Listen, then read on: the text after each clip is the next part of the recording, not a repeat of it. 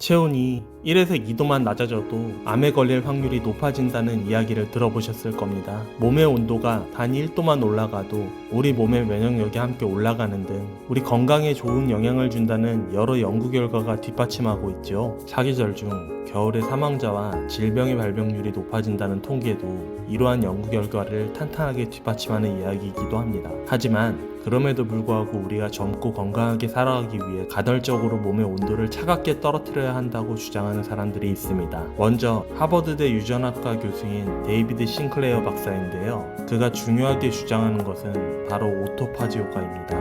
오토파지 효과란 우리 몸속 세포들이 매일매일 노화되고 손상된 세포들을 복구하기 위해 세포 분열을 하고 다시 재생산되는 과정이 반복되는 것을 말하는데요. 그의 주장에 따르면 일상생활에서 오토파지는 매우 낮은 빈도로 일어나지만 우리 몸이 특정 조건에 놓일 경우 활성화가 된다고 합니다. 그리고 그 조건은 바로 스트레스 지수. 오토파지가 활성화되는 순간 세포의 분해와 재생산 과정이 반복되며 이것이 반복될수록 우리는 만성질환으로부터 자유로워질 수가 있다고 주장하는데요. 열악한 환경에 자주 노출되던 과거와는 달리 현대사회에서 우리는 편안한 주거환경과 여러 환경 아래 살아가고 있죠.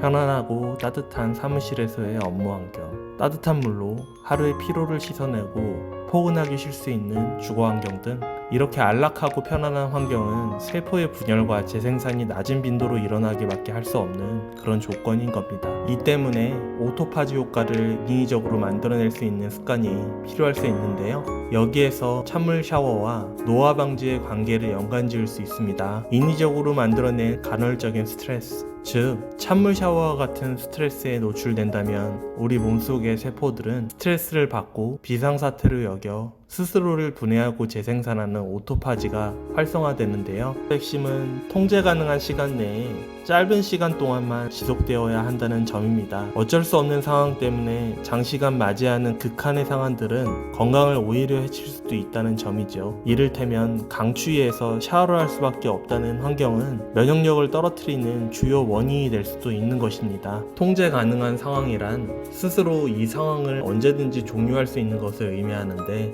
미지근한 물로 샤워하다가 1분가량 차가운 물로 스스로 마무리하는 행동을 예로 들 수가 있습니다. 또 다른 연구 사례로 포츠머스 대학교 응용생리학 교수 마이크 팁턴 박사의 연구 결과가 있습니다. 연구 결과에 따르면 찬물 샤워가 노화 방지 효과를 가져다 준다는 더욱 구체적인 근거를 제시합니다. 연구 결과에서 이야기하는 노화 방지 효과를 가져다주는 증거들 중 바로 첫 번째는 염증 수치 감소인데요. 연구에 따르면 찬물 샤워 이후 피 실험자들의 혈액에서 염증 표시자인 CRP, C 반응성 단백질과 사이토카인 인터루킨 6의 수치가 유의미하게 감소한 것을 확인했다고 합니다. 일반적으로 염증은 신체가 손상이나 감염에 반응하는 과정에서 발생하고 세포와 조직에 손상을 일으킬 수 있는데 이 결과는 찬물 샤워가 염증 반응을 완화시키고 만성 염증으로 인한 건강 문제를 예방하는 데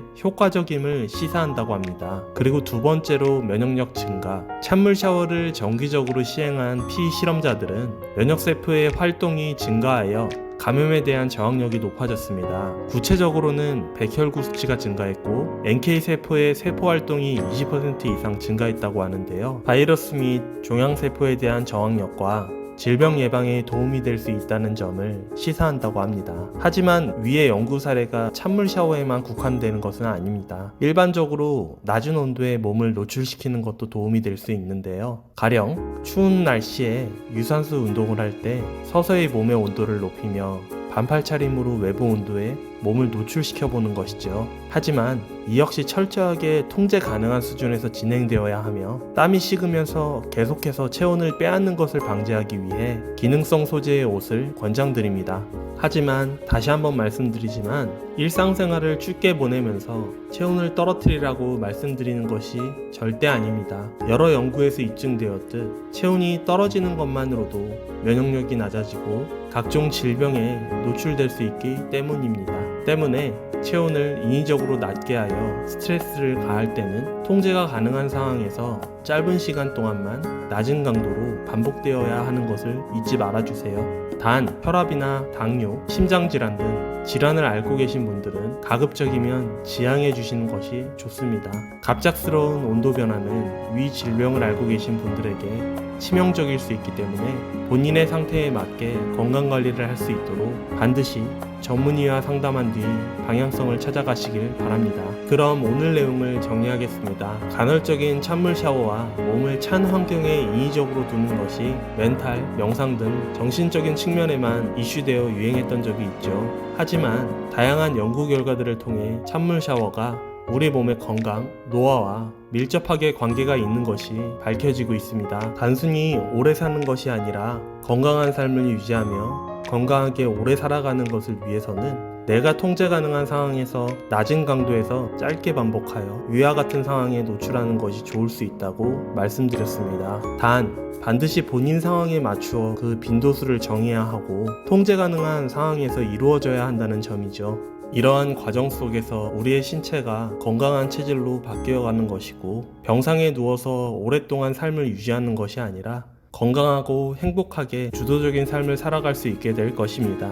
작은 범위에서부터 큰 범위까지 내가 견딜 수 있는 한계를 시험해보며 점차 넓혀보는 것, 그 범위가 점점 넓혀짐에 따라 건강도 함께 따라온다는 것을 받아들이고 매일매일 혼자만의 게임을 해보며 즐거움을 느껴보시는 것은 어떨까요? 매일매일 더욱 건강한 하루를 살아가실 여러분을 응원합니다. 영상이 도움되셨다면 구독과 좋아요, 알림 설정 부탁드립니다. 고정 링크를 보시면 더 자세한 영상이 준비되어 있으니 꼭 보시는 것을 추천드립니다. 감사합니다.